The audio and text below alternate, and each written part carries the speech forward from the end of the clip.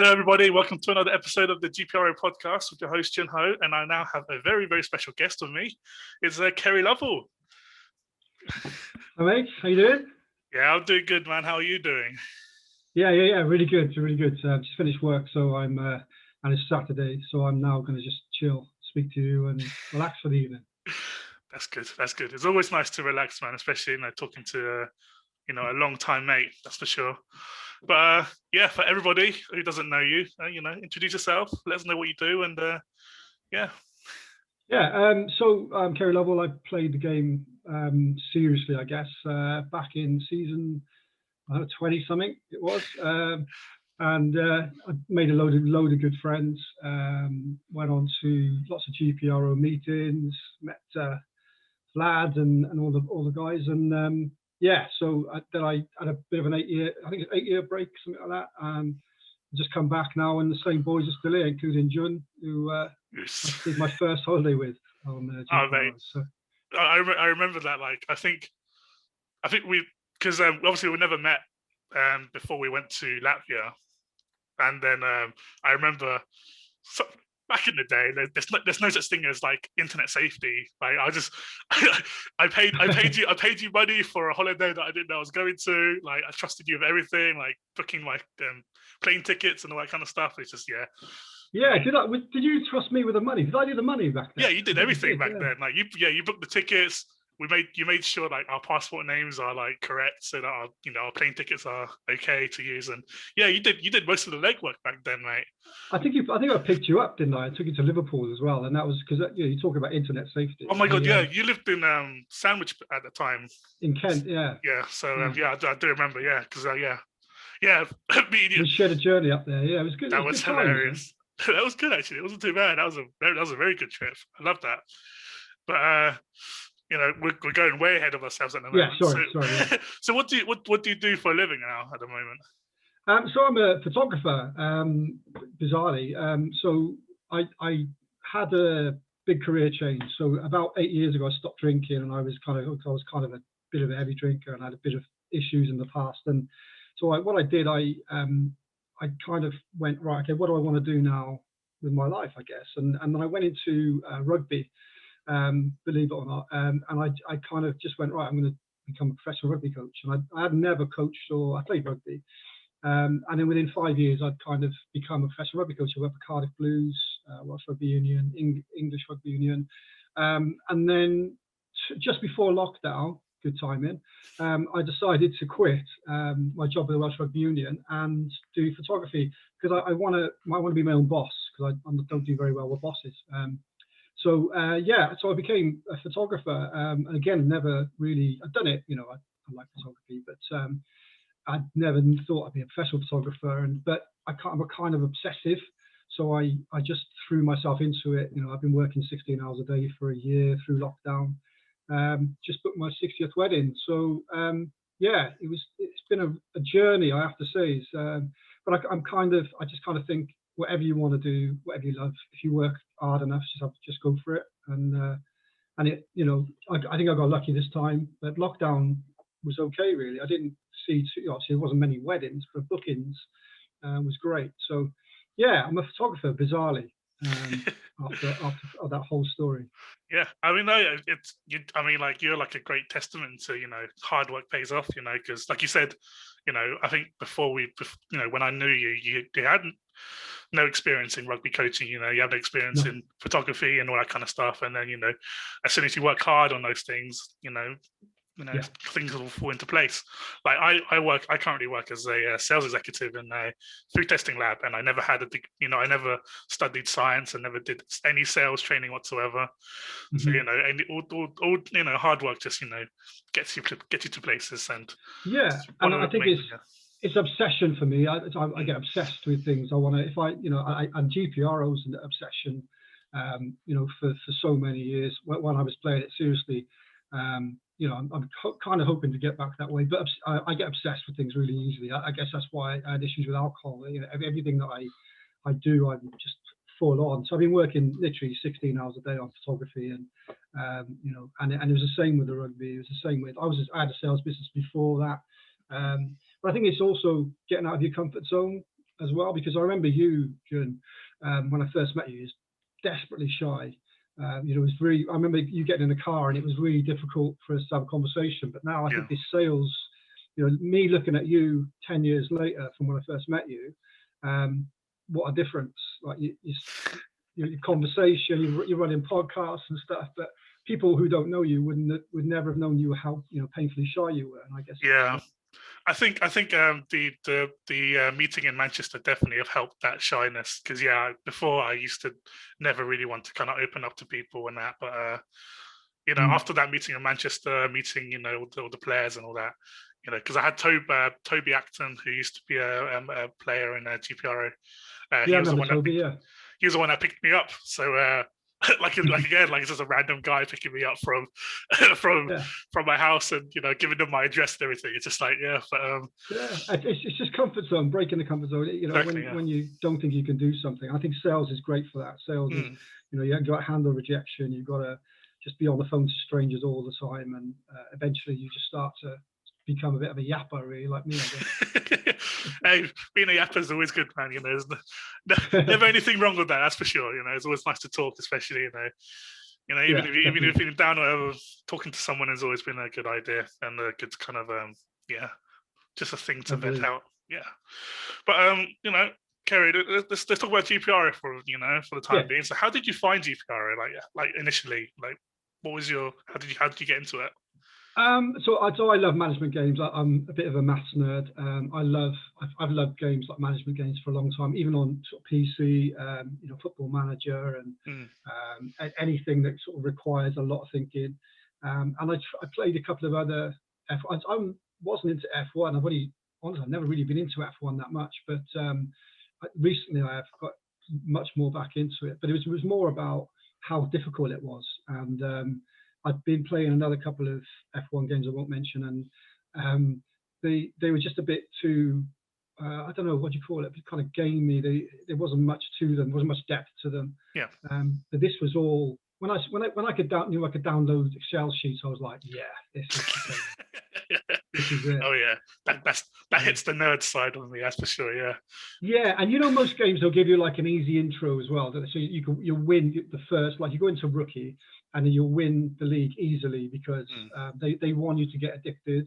But this game is brutal as well. So I remember like just finishing last and going, "What is this game about?" And it intrigued me. I wanted then to I guess because of my obsession with completing something. I guess I wanted to then get to the top, and it was really difficult. But yeah, that's why I love management games, and I just kind of searched management games. Luckily, I found it. Fair. I mean, like I said, obviously, as you start, you get into this rigmarole of finding out the perfect setup and that kind of stuff. And like you said, it's not like most games where they give you like an easy beginning and they, hit you with like paywalls and everything. You got to pay for this, you got to pay for that. That's the good thing about GPRO, is that it's not a pay to win management game. It's all it's all about the brain. Try to decipher certain things and kind of work out certain formulas and that. But obviously, in your first stint with GPRO, you managed to get to elite. Which is a very good kind of achievement. Were you the first Welshman there, or was Sion Francis the first? I can't remember who was the first person to go up. Sean Francis, yeah. He was. I think he was before me, definitely. I might have been the second. I'm not sure actually. Maybe Lee. Second name now. I'm dreadful with names, but maybe Lee. He's changed his flag now. But I think he was a Welshman as well. I think he might have gone to elite for me. But I won a race in elite. I don't know. I think it was one of the early races, which I was shocked, to be honest, about as well. Because it was just all came together, I guess, and that was before favourite tracks and stuff. So but it was an accumulation of 8 seasons, which I think is a couple of years, is it, or something? And I was just literally planning every single session, and it was just crazy. But again, obsession. But yeah, I had a good time. It was you get helped as well. Don't get me wrong. Like tools are. I mean, I guess the difference is everyone now has pretty much got access to tools. Yeah. What you've got to do, you've just got to be just a bit of a nerd, really. You've got to like, you've got to go, look, you've got to make sure that you're qualifying and looking maybe 10, 15 races ahead, or even further than that sometimes. But yeah, the first tour we had, there's a funny story actually about Edifice. So here we go. Yeah. I started Edifice on the basis that I'd been in a few, good teams, but I'd never, I don't know, I wanted just something that was really fun, and maybe we can do something else as well. So we got this team together, and then I don't know if you remember Sarah. What was her second name? She ended up being a DA. Sarah Taylor, I think that's her name. Taylor, that's it. Yeah. And I knew the DA. Obviously, I didn't know he was a DA, but I knew the guy who ended up being a DA. It was supposed to be a partner, wasn't it? So I'd been speaking to him. We were fine, and then he's like, "Oh yeah, my girlfriend wants to join the team, Edifice." And I was like, "Oh yeah," because at this point nobody knew she was a DA. Oh yeah. So Edifice at this point was kind of just boys. Honestly, it was disgusting, really. Like the forums were disgusting. The stuff they were posting, it was brilliant. John Day and Gary and James, Aaron Mullen, Jez Bowden, all the boys. Oh God, the old school team. Yeah. Yeah, like Rafa, and the boys were out of order, really. And Rafa's still there, and Max, Gary, all the boys. But so at that point it was just kind of a laugh. And then so we had a bit of a vote about Sarah, and everyone was kind of like, nah, it's a girl, it's probably it's gonna be, and we never talked about DA, but we were like, a girl could change the dynamic of, because obviously we were just disgusted, so we thought, we're gonna have to stop doing that. Anyway, she got voted in, and that was fine. But what happened was, at that point we didn't really have any tools. I don't think we had any tools. It was kind of maybe rudimentary ones we'd made and stuff. But then she brought this tool, and it was broken. Okay. And it was it was amazing. And I was like, and so because obviously with my obsession and stuff, I was like, whoa, right, I need to fix it because it looks amazing, and it did everything for you. Yeah. So we ended up sharing it out and just trying to fix it, and we fixed it. And to be honest, if it wasn't for her, we wouldn't have had any success in the beginning, especially. I think we got to 8 before I left and stuff, and now they're flying and stuff. I don't know if they use the same tool or based on that version, but yeah, I mean, we really got a DA to thank for that for that kind of success, because I mean, don't get me wrong, the boys put a lot of effort into it and making it thing, but the basis of it, and then I had, I think, Jimmy DeRoy, who I love, because we met him in real life. I think he was like, you've got our tool and stuff. No, I don't know if it was, to be honest. I was like, no, I don't know what you're on about. I was like, so it's funny, yeah. But yeah, if it was your tool, Jimmy, thanks for that. It was great. Yeah, as I mean, yeah, my current team, see you next Tuesday. Obviously, you're part of it briefly. Yeah. Our tool is based off a top contending team as well. Not going to say who, but yeah, exactly. Because the only reason I know is that I got passed it by our team leader, who was Riley Dunlop at the time, and he sent me the link, and I was going through the pages, and then one of the pages still has the team name on it of the old team. So I was like, wait, did we just take this from someone or something? I have no idea what's happening. It happens all the time. They get passed on, don't they? And so I vehemently denied it in the beginning, but it's 8 years later, but it's one of those things that you would be annoyed because you put a lot of work into it. But we did our own thing with it, and eventually got it to a point where it was crazy.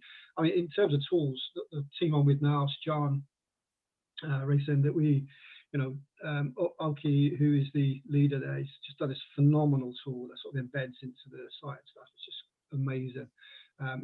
That's real talent, and for me it was working on something that existed, but to do that from scratch is insane.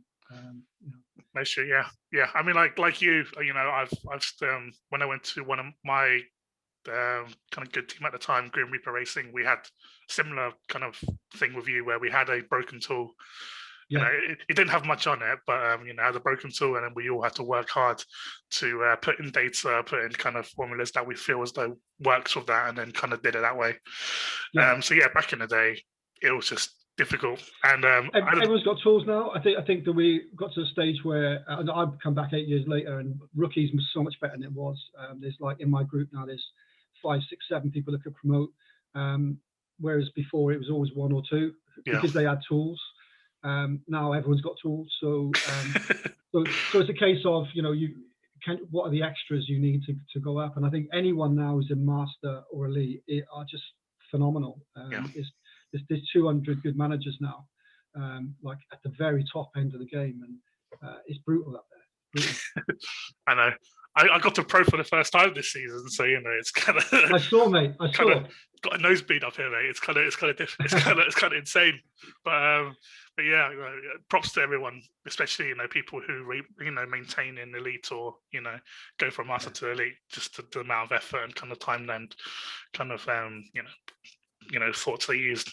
Just the amount of energy they used to try to maintain that kind of status is just insane. Oh, the stress in elite is unbelievable. Stress is I kind of there for 2 seasons, and I was literally there for 1 season really, because the second season I was like, this is just whoa.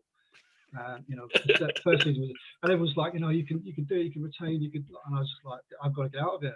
This is stressful. These guys are geniuses. It's true, yeah. So you spoke about edifice. Edifice is the correct pronunciation, right? Edifice, yeah. So I named it as well. So I saw your last podcast. You were saying edifice. I was like, what? Yeah. Me and James didn't know what the actual pronunciation was, and we're like, edifice. No, Ahmet as well. We didn't know what the pronunciation was, but it is edifice. That is edifice, correct. Yeah. I guess in the UK is edifice, but it's it means it basically means to build, and that's what I want to do. I think I just come out of Jaguar. I was a member of Jaguar for a little while. Amazing team, really good people, but it wasn't a fit for me, and I just I like that banter. I like having a laugh as well as being serious. So I kind of came out of there and went, right, I'm going to do something else and start my first team, I think. And the rest is history. Really. We got lucky in a lot of ways, but they're good boys, they're good lads. I remember the initial team. I think you had was it Mark Webster? You had Macca. You had Jez Bowden. Was Tim Sewell part of that at the time? Yeah, Tim was really good. He stayed. I think he only just left recently, hasn't he? I think he left. I think he left quite a bit ago, but I think I heard that he was still part of the WhatsApp edifice groups. So I think he's still part of it. Yeah. Yeah. Yeah, the old school team, because obviously I knew a few of them from the meetings, like Macca and yourself. I think that's only 2. I don't know why I said loads. I think there's only 2 that I know. But John Mack's great as well. He's left the game now, but he was a character. I've still got him on Facebook and stuff. He's basically he disagreed with everything I said, which is what you need. Yeah. And Jez Bowden was the same actually. But Mark Webster's very, very talented, very intelligent. We pulled in some good players. Cohen was turned up for a while. Yeah. He was the spearhead for Strength and Honor, who used to be one of the big teams back in the day. So it's great. It's great. Very, very bright guy, and you knew he was going to do good things. And, it was just a good laugh, mate, and we just managed also to get successful. So that was quite nice. Did you ever feel that? Did you ever think that edifice would get so successful? Like obviously at the moment they got 6 team championships, 5 cup championships. So did you ever feel as though your team would go into those heights? Yeah, I think so. I think I kind of based it on the fact that if you get good people, you'll end up getting on, and then you start sharing, and you start working together. So, that's why I started the team. Really, it was more about can we have something that we can build that isn't based on like if you don't do this, you're out type thing. And we never planned any seasons. I don't think they do now. I'm not sure, but I doubt it. Particularly with the boys, lots of same boys in there. I think anything it's like anything, John. If you enjoy it, you'll stick with it. 100%, yeah. I think that's why it's successful. Now, obviously, I can't tell. I didn't win a league with them, so they must have done something different after that. Behind pure Greek power. That's all. That's what yes, they did. Yeah. Christos Toygan was there for a while, wasn't he? Toygan joined there. there was just loads of good players in there. There was loads of legends that gone through the edifice ranks, that's for sure. Moving past edifice aside for just a second, but because obviously I think there's one fact that not many people know about you, that you've made a very big mark on the GPRO history kind of timeline, is that you've actually created the mentor program for GPRO. Oh yeah. How did that come about for you? I guess I just saw so many people leaving, and I was kind of like, well, look, we're all kind of, we know our stuff now. Let's try and do something. And it just started as a rudimentary kind of forum, wasn't it? It was just literally a post, and I was kind of, even the format, I was just kind of playing around with. It still exists now, but it was just a case of, look, if you want a mentor,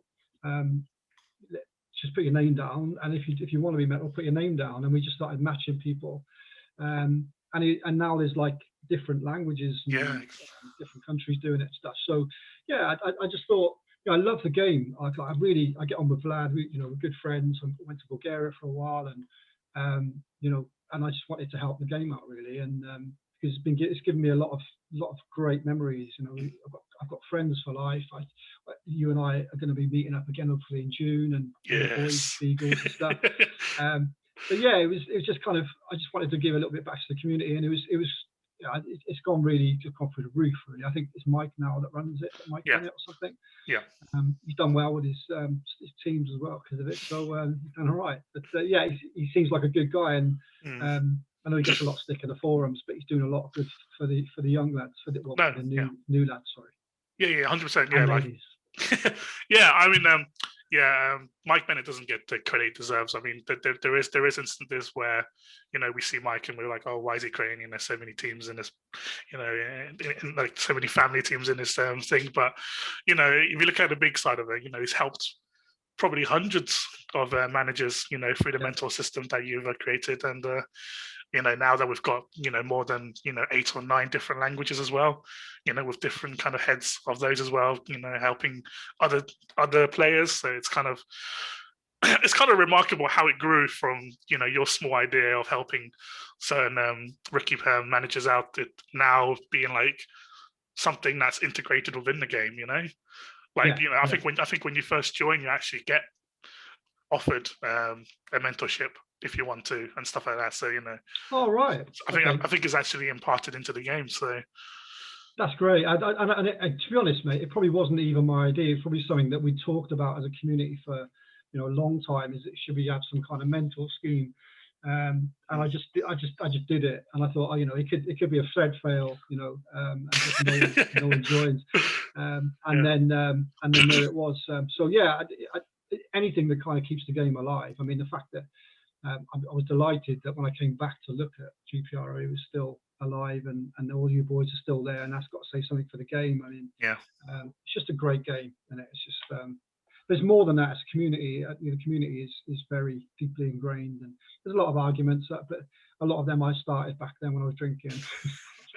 There's definitely a lot of banter for sure. That's for sure. Back in the day, but I want to talk about how you got back into the game, like kind of what sparked it, because obviously I only left for a couple of years, but GPRO has always been kind of in the back of my mind for those 2 years. But you left for 7 and 8 years, so how did you manage to kind of finally grow your love back for GPRO? I messaged Vlad.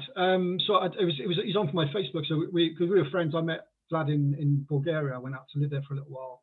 When I was actually getting rid of the alcohol and stuff, I needed to get to a different place and be there. And then Vlad kind of set me up with a place out there, like in the mates of his. And when we grew friends and stuff, and I just messaged him, and I was kind of like, because I've been thinking about that time that he helped me out. I was sent a message saying, "How are you?" And stuff like that. And we had a really long chat, and I was like, "Wow, I've really missed this game." And also the F1 on Netflix was on. Okay, yeah. So, and I was just like, "Wow!" So this, what have I done for 8 years? I've lost it, but I didn't want to get obsessed with it again, but I kind of am a little bit. That's good. Yeah, I wanted to come back, and to be honest, I was curious to see if like you were still there, if Beagles, if all the boys, and they are. there's a lot of them are still there. Yeah, that's fair. Yeah, no, I mean, I don't remember. Were you here last year, like end of last year, or when did you join? I can't remember when you rejoined racing. It was only probably the beginning of last season. So it was because I remember we had the unofficial GPRO meeting in October with Beagles and James Hitchin and Wayne and Reese Loudon. Very, very good. It was only 5 people, so it wasn't too bad, kind of space-wise. But I think we actually talked about you because we talked about the old school GPRO meetings and, you know, who we met. And obviously yourself, Jimmy DeRoy, got Chris Williams in there as well. Yeah. You know, all the boys back in the day. And we're just saying how fun it was. Because obviously James never been to a proper GPRO meeting because I don't think we had one since Greece in 2016. So it has been a pretty long while since we had one, and obviously we got one in Barcelona coming in October soon as well.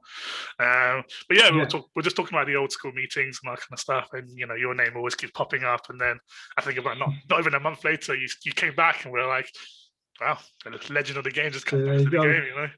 You summoned me from the dark. That's the problem, man. Exactly. I was fine.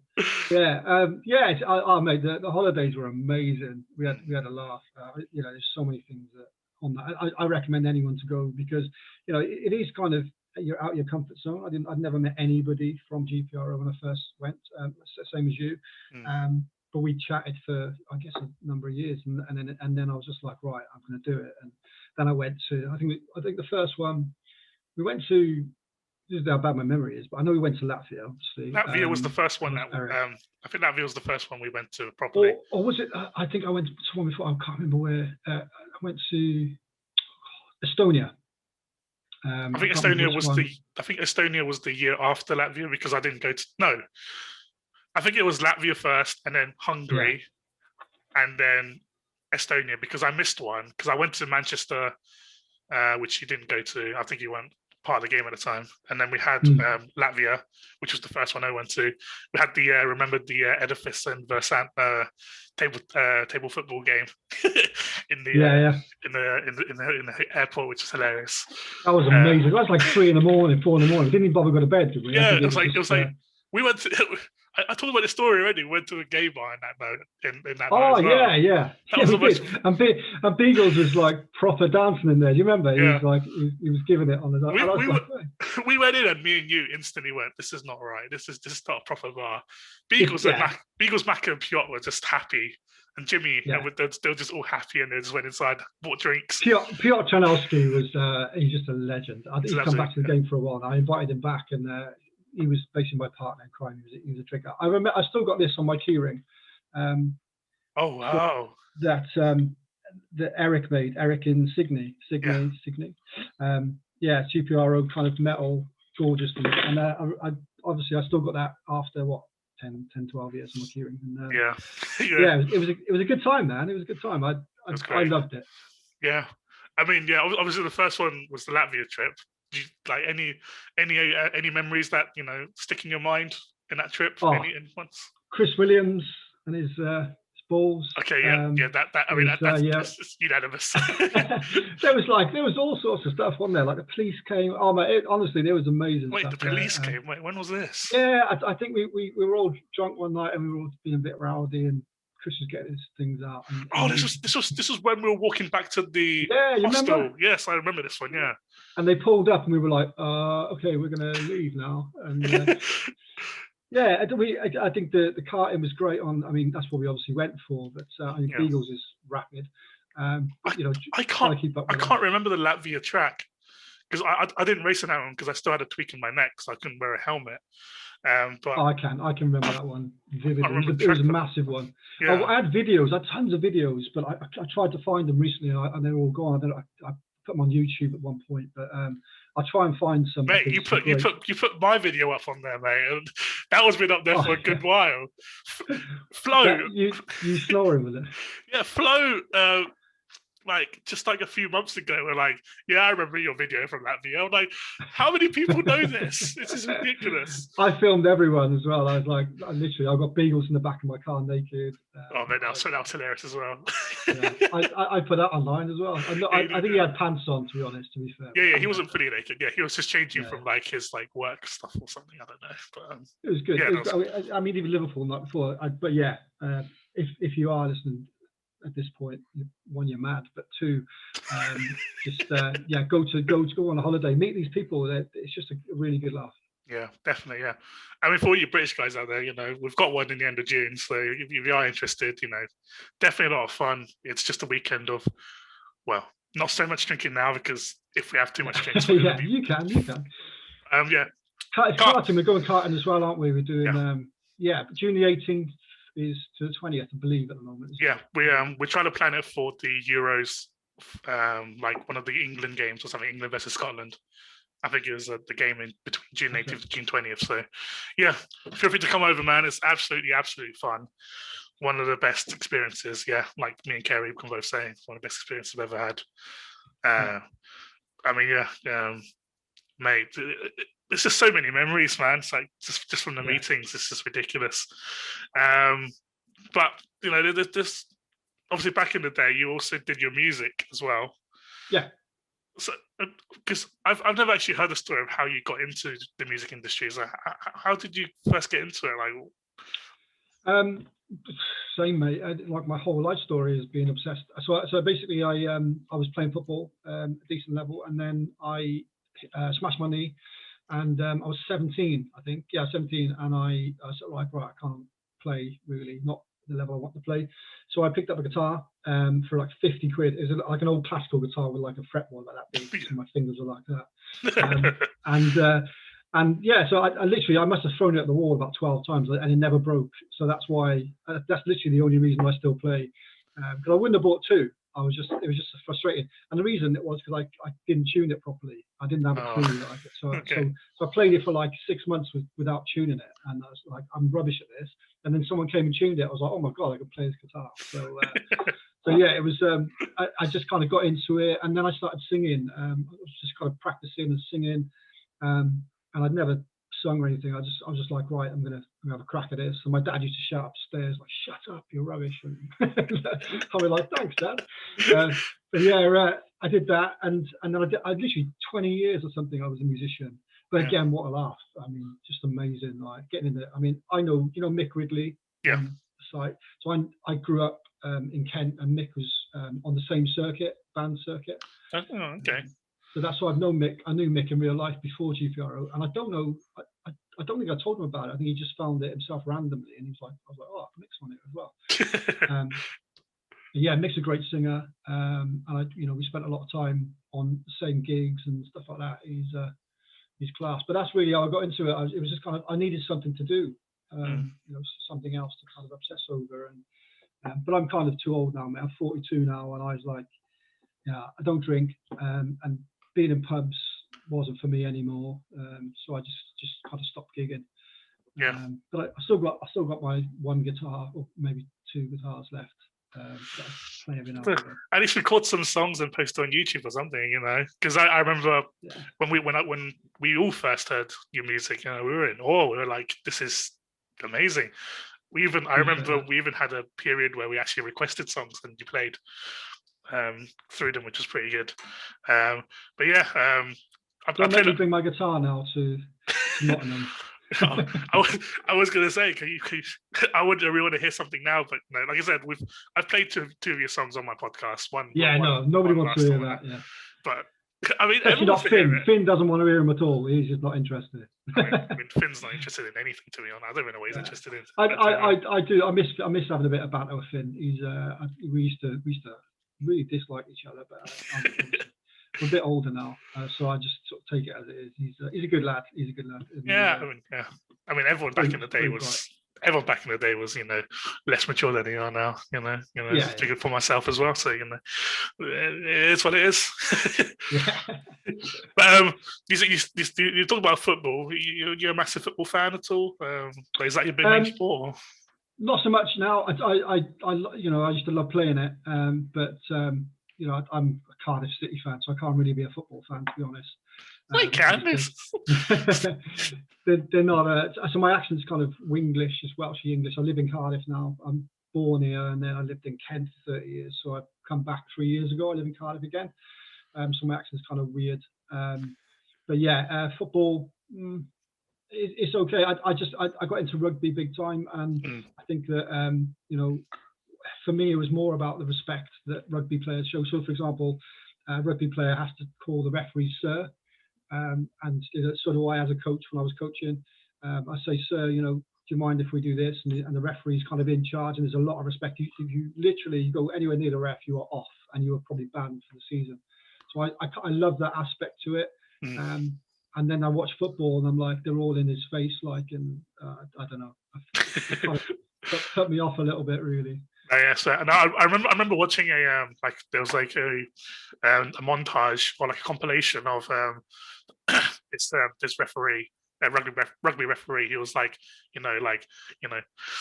taking control of like 30 burly men, and just like Nigel Owens, yeah. That's him. Yeah, that's yeah. I was just like, how does he do it? Like, you know, all he does is just raises his voice a little bit, or like, it's pure respect, you know. And exactly, I love that. You know, these guys, some of these guys are 20 stone, and they're 6'8", or you know, and they're just like, yes, sir, sorry, sir, sorry about that, sir. And they'll, you know, I think in terms of your children watching that, that's a much better sport for me than football.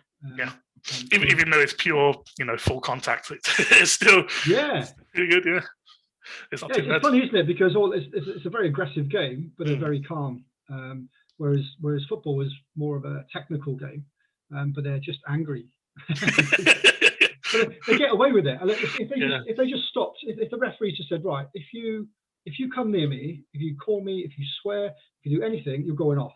And he did that for one season, right? It would all stop, because they would just go. Everyone would be getting sent off all the time. Be like, there's 2 players left on the pitch, right? But that would be for one season, and your manager would say, that's enough. If you do that, we're going to fine you. Do you know what I mean? Football could just change for me like that in terms of respect. They could just stop all that rubbish and go, right, red card every time you talk to me. End off. If you say anything aggressive, you come anywhere near me, and then next season you'd have this really respectful game. And I think that's what, for me, that's what's missing. No, I kind of agree with you on that one. Yeah, like football, and nowadays it's just about the money, just about you know the players being over the referees or players being over everyone else, and it's just it just doesn't look good for the sport itself. But you know, now there's kids coming into the game. You know, you see some kids playing rugby, and they're all calling the referee sir, and they respect him, and the dad's telling them, make sure you respect the ref. But you watch kids playing football on a Sunday, and you know they're doing the same thing. They're going, "What are you talking about, ref?" And you think, you know, not for me, man. No, that's fair. Yeah, I love the game though. I love the game. I love like playing the game and watching the game. It's just all the other bits that I don't like. Yeah, I don't think football is helped by the European Super League as well. Kind of being drawn and kind of done in the background. So, like you said, it's all about money, mate. It's all about money. Like wherever the money is. Because rugby doesn't have near as much money as that, which is why kind of players play for the game rather than for the, you know, for their paycheck. So, absolutely, yeah. The highest paid player in rugby. So I was working at Cardiff Blues up till 2 years ago, and the highest paid player was 360 grand a year, which is a lot of money, but you can get that in a week. Yeah, you can get a week in football. Yeah, fair. So it's crazy money. So when you were working in Cardiff Blues, did you move back to Cardiff then, or were you still living in England at the time? Yeah, well, I was working for England's rugby union, the Rugby Football Union, RFU, but I'm Welsh, so I wanted to work for the Welsh Rugby Union. So I just wrote to the Welsh Rugby Union and said, look, I'm a level 2 coach. I'm level 3 now, but I want to move. You know, I'm working for England. I was working for Saracens. I want to work for Wales. And he said, look, we can't guarantee anything, but if you're here, there's a good chance. So me and my girlfriend, who's from Kent, we moved. You know, within 6 weeks we were here, and then within 6 weeks after that I was working with Welsh Rugby Union, which was a dream for me, really. But you know, it was good fun. But again, it doesn't pay much, Jun. If you rugby is one of those sports, the same as football. You either earn too much or not enough. Mm. So I was earning like a salary, but it was really poor. But if I'd have made it one more level, then I would have been on like 200 grand a year. It's just mad, isn't it? So you go from not enough money. Yeah. So I just kind of and I also wanted the freedom. I didn't want a boss anymore. So me and bosses do not mix. That's no. I mean, that's why you created Elephants, probably because you want to be your own boss. yeah, definitely, yeah, totally. Yeah, the team now though, Sean Racing are really great. They're a really good team. We're all about the same age, just late 20s to kind of 50s, whatever. Very relaxed atmosphere. No one's telling you to do this or do that. It's just very, very good team. And So how did you find the opportunity to join that team? Did you just apply for teams that you feel that you will fit in?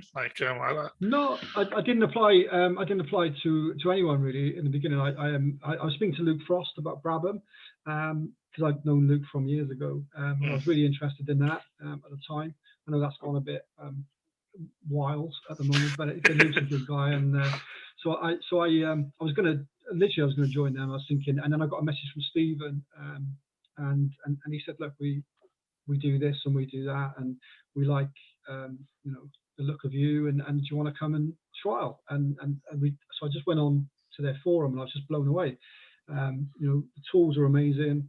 The guys are really nice guys. We had a good chat. We were talking about mental health and all that kind of stuff. It's amazing, and it's just a really mature place to be. And I was just like, this is where I need to be. And it's just re-sparked my love for the game then. I think when you're playing this game on your own, it's nowhere near as fun as when you're in a team. That's one bit of advice. Any kind of rookies or new players joining, just join a team quick as you can, and the whole game changes. 100%. Yeah. I can't imagine playing the game without a team to kind of either banter about or talk tactics and strats and stuff like that, because you can't really do it on the main forums, talking about strategy and kind of pinpoint certain things, but in the team, there's no limits, just talk about whatever you want. Definitely. Do you ever feel you might move back to Edifice sometime soon? No, I think they've moved on and I've moved. The culture is probably very similar, and the boys in there. I love the boys in there. Rafa's one of my really good mates, and Gary and Max joined later, but I really like Max. I don't know many of the other boys. I know James Hitchin now from your podcast, and he seems like a really top lad, and Ahmed as well. They've always employed really, really good people, but it's not something that I sort of came back into the game thinking, if Edifice asked me, I'll go back to them. I was just, they've moved on. It's not like, I don't want to go, oh, by the way, I started this team, let me back in. I wouldn't think you'd be that kind of person to be like, I deserve the 10th spot. But I would have thought, seeing your baby grow and to be where it is now, I would have thought maybe there would be some kind of feeling that you might want to go back and finish. Maybe in 20 years when I retire. Go back for season 100. There you go. They probably wouldn't have me, to be honest. But it's one of those things. It's I've got a lot of time for the boys there, and I've got a lot of time for the team. And they're way above my level at the moment. I'm still a rookie. I'm back as a rookie, really, and in my mind I am as well. So they're way too good for me. I mean, you're doing well this season, right? I haven't actually checked what you're doing. I'm assuming you're promoting this season. Yeah, I'm going to promote this season. I've gone for a plan I've never done before. I've gone for a rookie to elite driver. And you know what? It's been so difficult and stressful because usually I'm kind of getting certain drivers to get you out of the league, which we all know. I won't mention, but certain stats to get drivers out. But I've had very little of the speed stats, I guess, and it's been proper stressful. I've had to use risks and in rookie and stuff, and because the OA is so small on a rookie to elite driver, that you've got to really sort of manage that speed and that kind of I guess the always all sucked up a lot of it. So yeah, it's been really difficult, and I think next season will be difficult. Then hopefully I'll be getting the speed back a little bit, and we'll see how it goes. It's a different game to 8 years ago. There's a lot of really, really good players now. Yeah, I was gonna ask actually, what is that the biggest difference between you playing before and playing now? Because obviously there is driver energy, which is kind of one of the big major factors now. What other differences have you found between you playing before and now? Drive engine is huge, because I remember looking back at my stats the other day, and I was like 99 or 100 CT every race in Master and then in Elite as well, and you can't do that anymore. So it's a much more complex game. I think that sponsors have always been a pain in the bum for me. I never really did well with them. I'm trying to work on that a bit more. What else has changed? The race screen I think is great, but it's much more stressful because now you can see being held up. Before it was just like a screen for 2 minutes. You're like, oh, you might not hold me up in 2 minutes. Oh yeah, I'm still there. Oh yeah, I'm still there. But now it's like you just got to watch yourself being held up. You're like, oh my god, it's driving me mad. But it's it looks great. It looks great. I can't remember who it was. It was Joko, wasn't it? Yeah. Yes. I mean, what an amazing brain. He's done really well with that. Funny enough, when I was in Bulgaria, me and Vlad were talking about this game, doing this kind of race screen. This was many years ago, over 8 years ago, and we met this guy who was a developer, Simon, but I don't think he fitted. And then to see it in action, obviously, was just amazing. But the biggest difference is there's a lot better players, mate. Even if you take yourself, for example, you've found out more about the game, you're winning now, or you're getting points in pro. People know more, and you're up against it now. You can't just smash through the leagues like you used to a little bit. Yeah, that's yeah. But doing a rookie to elite driver, have you actually done that before when you managed to pick a rookie driver into elite? Yeah. No. I did plan on doing that when I first started playing. So when I moved back, I started playing back in season 76, and I had a driver that I really wanted to get to elite, but the wage was out of the question. Like I was paying like 1.6 million in rookie for it. Oh wow. Yeah, he got me to pro. He got me to pro, which is nice, but yeah, he wasn't. That's too much, man. You're gonna end up like 5 million in elite or something. Yeah, exactly. I mean, my current driver is only 680k, so it's not too bad. Oh, that's good. In pro as well. I think mine's like 417 at the moment. It'll probably be similar if I ever got to pro again.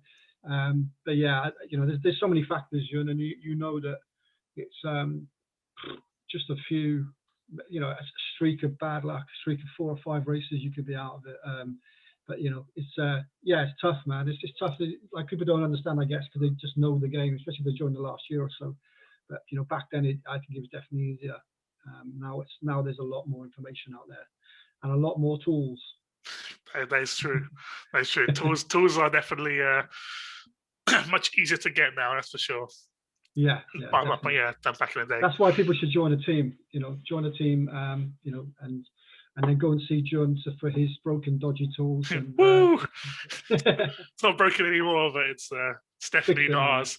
But yeah, no, it's GPRO, man. It's a game that always brings old people back. That's for sure. Yeah, mate. Look, 10 years later after joining, or 8 years, 9 years, whatever. I don't know, I think it was 10 years ago, 11 years ago I've been playing, and here I am 11 years later chatting to a lad that that I met then. So it is just one of those games. How many games on the internet have you ever played that you can do that? Exactly. Yeah. I can't even name one, to be honest, apart from this one. Well, I think what you're doing is amazing as well. Like in terms of this podcast is amazing. I love watching it on a Tuesday. To see Johnny Beagles have a chat and all the boys, and I seeing even like Ahmed I'd never met. What a really good guy, James. Just kind of puts a face really to people, and I really like that. You're doing a cracking job, mate. Well, yeah, I mean, should thank Luke Frost for that, because it was his idea, to be honest. Oh, great. But yeah, because I was doing a sales job, been working from home because getting banned from the office because of COVID and stuff like that. So, I had way more time at home. So, I thought, why not do this? It's good for me because I can at least chat to people and, make friends for life, like you said. And, it's probably good for everyone else to try to put a name to a face and just, get to know people more. So yeah, definitely. My main aim. And there's so many people, so many interesting people, still to come that probably haven't done one yet or not thinking about it, but should. And I'd love to see quite a few people on here. That I've always just thought, I wonder who they are. Well, I'll give you the list at the end. For everyone else, it's going to be a secret, obviously. But secret, yeah, great.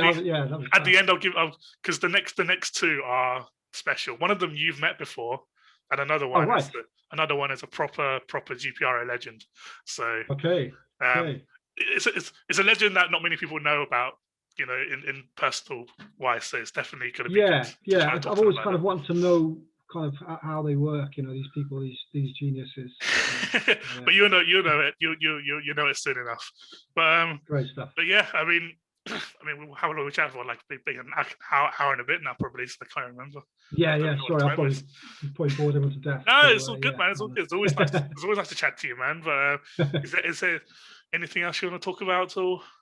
No, man. I'm just happy to speak to you, mate. Like I say, it's been a long time, and just when you said, like, do you want to come on and do it, I was thinking, I don't know, I'm probably going to mess it up and what have you. So, but I thought I'll just shoot it as a chat to my mate and see. Yeah, I mean, no, you're going to be my fourth episode, but like you said, you were busy with work and all that kind of stuff. So, most understandable that didn't have time. But it's like I said, it's good to chat to mates, especially yourself. Like the Beagles, Hitchin, and Ahmet. For my first three. So it's always good to try to talk to people that I know. Especially reminisce about old times. So it's definitely a good experience. Yeah, but I know, Keri, it's been an absolute pleasure talking to you, man. It really has, and I think I learned a little bit more about you than I had before. But it's definitely good to talk to you, man. Any final words for everyone? Sorry for being a pain in the ass in the forums all those years ago. I was basically an alcoholic, and I was a pain in the bum. And so now I'm not, and that's hopefully you'll see the different side. But I think I was all right to, I think my heart was in the right place, but I just got wound up by things and stuff like that. So, but that's what happens when you're in that place. But I think it'd be lovely to see the forum alive again. I have to say, it's quite quiet at the moment, but hopefully that'll come back at some point. And all the games you're running now are insane, by the way. Like they used to be like really sort of rudimentary games, and now they're just like full on. They're like almost like GPRO, some of them. Yeah. I mean, Beagles is definitely doing a very good job on that. Alan Halford, Keith Partridge, there's so many good kind of game hosts now. So it's insane how they all work. Talented. Well, I'm not on any games yet, but I will be when like my work starts to calm down a bit. Like maybe then. Hey, I mean, you're part of my Formula One sweepstakes, so it's a game at least. Yeah, don't mind a little gamble every now and then. It's definitely especially when it's for sport credits. So yeah, and now I mean, like you said, you were a pain in the bum back in the day. Obviously, everyone was back then. I mean, in 2009, 2010, there was no such thing as cancel season. Everyone just talked about whatever. It was chaos. That's what made the program so good, is that we had like yourselves, we had Beagles, obviously, we had Michael Winkley, Finn, we had Mark Webster. Everybody was just talking and giving their own opinions on stuff, which is actually really good, and definitely made the forums a much more interesting place. There's a lot of opinions. I tell you what, I'm very intrigued to see what your little snippets will be, Jun. I quite look forward to them. When you pre-advertise and you leave a little hanger and stuff like that. Yeah, out of context clips. That's what I do. I love that. I'm looking forward to that. I have to say. I need to watch it through and then watch it back. Yeah. You're gonna watch this back on Tuesday? Yeah, well, it'd be weird, wouldn't it? But yeah, because usually I'm kind of watching someone else doing the race. I'll be like, who's that fool on there for an hour? But yeah, I'll have a look back and see how many mistakes I made.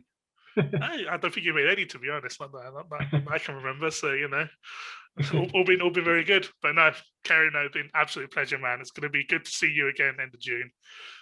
Just yeah, you too, man. Have a couple of civilized drinks and just just have a little chat and all that kind of stuff. But it's been good, man. And thank you everyone else for listening, man. It's been 11 episodes, so it's definitely been a wild ride, but we're still going strong. And hopefully we'll get to number 25, where we will hopefully have Vlad and Stefan on for a very special 25th episode. So that'll be really good. Definitely talk about the inside knowledge of GPRO and try to get pick their brains for everything. So hopefully we'll get that far. But no, Keri, man, thank you very much for your time. Really appreciate it. Very welcome. Thanks for inviting me, mate. I appreciate it.